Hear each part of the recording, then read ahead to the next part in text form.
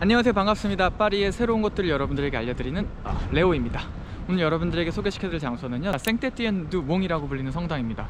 생떼띠엔이라고 하는 분, 기독교 역사상 순례자였던 스테반을 상징하고요, 두 몽은 언덕이란 뜻이죠. 오늘 여러분들께 소개시켜드릴 장소는요, 전체를 29역으로 나눴을 때 5구역에 해당하는 곳이에요. 에펠탑은 7구역이고 5구역은 역사가 관련된 것들이 좀 많기도 하고요, 그리고 파리에 전통적으로 거주했던 분들이 많이 사는 그런 구역입니다. 뒤에 보이시는 건 빵떼언이라고 불리는 프랑스의 유명인들이 묻혀져 있는 무덤이기도 하죠.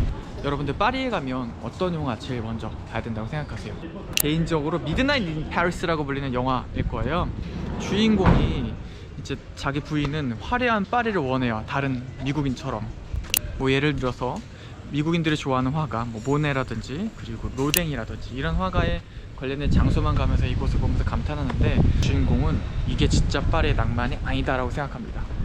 그래서 혼자 따로 빠져나와서 뒤쪽에 보이시는 저 계단에 앉죠. 저 계단에 앉았더니 갑자기 밤에 그 당시에 그 어디서도 보지도 못했던 마차가 등장합니다.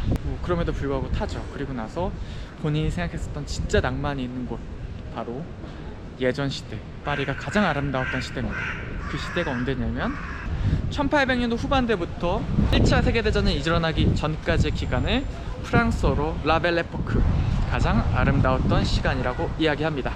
그 시절로 돌아가면 누가 있냐면요, 피카소, 거르트 스타인, 해밍웨이, 모딜리아니, 마티스, 그리고 한국에 최근에 전시가 있었던 툴루즈 앙리 료트렉이라든지 그런 분들을 만나게 되고요, 본인이 궁금했었던 거 물어보기도 하고 친분을 유지하면서 뭔가 진짜 파리의 낭만을 찾아가는 그 배경이 되는 장소입니다. 제 뒤로 보이시는 이 골목이 있거든요. 여기로 마차가 딱 등장을 해서 주인공을 태워가고요, 이 부근에서 영화 그 중요한 씬들이 좀 촬영됐습니다. 그래서 혹시 파리에 오신다면요, 뒤에 보이시는 건물, 아까 보신 뾰족한 건물 빵떼온을 찾아오시고요, 빵떼온 뒷길로 생떼띠엔 성당을 발견하고 제가 걸어왔던 것처럼 이렇게 쭉 찾아오시게 되면 미드나잇 파리스 영화 한 장면 그대로 들어가실 수 있으니까요. 진짜 파리 낭만은 에펠탑, 뭐 개선문, 루브르 박물관 이런 데가 아니라, 진짜 파리의 낭만은 낭만적인 시절에 거주했던 분들 때문에 낭만이 있는 거다라는 걸 보여주는 우디 앨런 감독의 특별한 시점이라고 볼 수 있을 것 같아요. 그래서 여러분들 파리 오시면요, 이곳 꼭 들리셔가지고 진짜 파리 낭만이 어떤 건지, 여기 자리에 한 번 더 앉아보시면 혹시 압니까? 마차가 와서 여러분을 태워가죠.